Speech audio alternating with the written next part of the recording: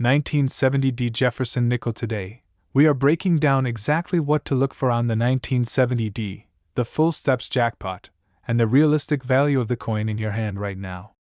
Let's dive in. First, let's get the basics out of the way so you know what you're looking at. You are looking for a Jefferson nickel dated 1970. You need to look to the right of Monticello. On the reverse, you want to see a small D mint mark.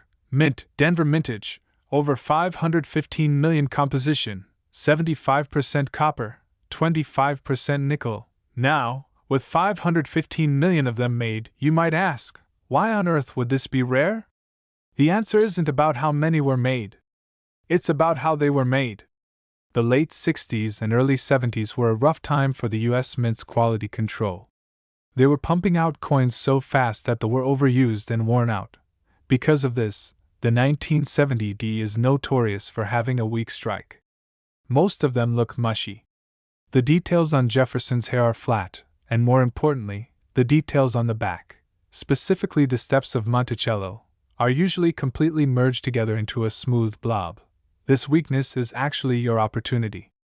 Because if you can find one that defies the odds, you win. This is the most important part of the video. If you think you have a nice 1970D, you need to turn it over and look at the steps leading up to Monticello. Collectors call this the full steps designation.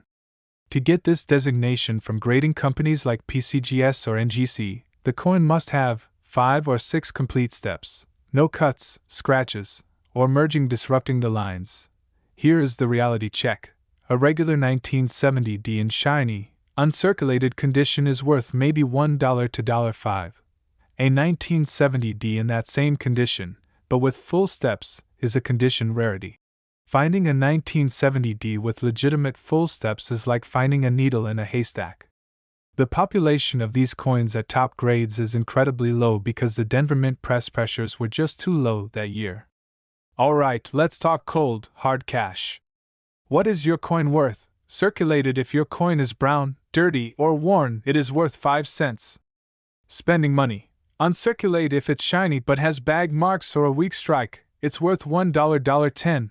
MS65 about $15, $25. But here is the full steps jump. MS65 with full steps. These have sold for $150, $300. MS66 with full steps. Now we are talking serious money. These are incredibly rare. Auction records have seen these go for $500 to over $1,000 depending on the eye appeal.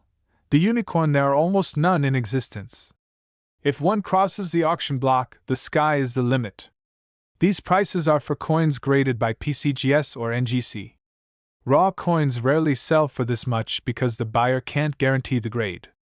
Are there errors? Yes, but they are minor. While there is no massive double die for 1970D that everyone talks about, you should always look for repunched mint marks, RPMs. Look at the D. If it looks like there is a second D underneath it, or it looks thick and shelf-like, set it aside. These can add $10 to $50 to the value. Off-center strikes, if the image isn't centered on the coin. But honestly, for this specific year, the error isn't the main hunt. The condition is the hunt. So, here's your game plan. Find a 1970D nickel, flip it over, get a magnifying glass. If those steps are smooth or scratched, spend it. If those steps are razor sharp and separated, protect that coin immediately and talk to a dealer. Who knew a nickel could be so complicated? Thanks for watching, and keep hunting.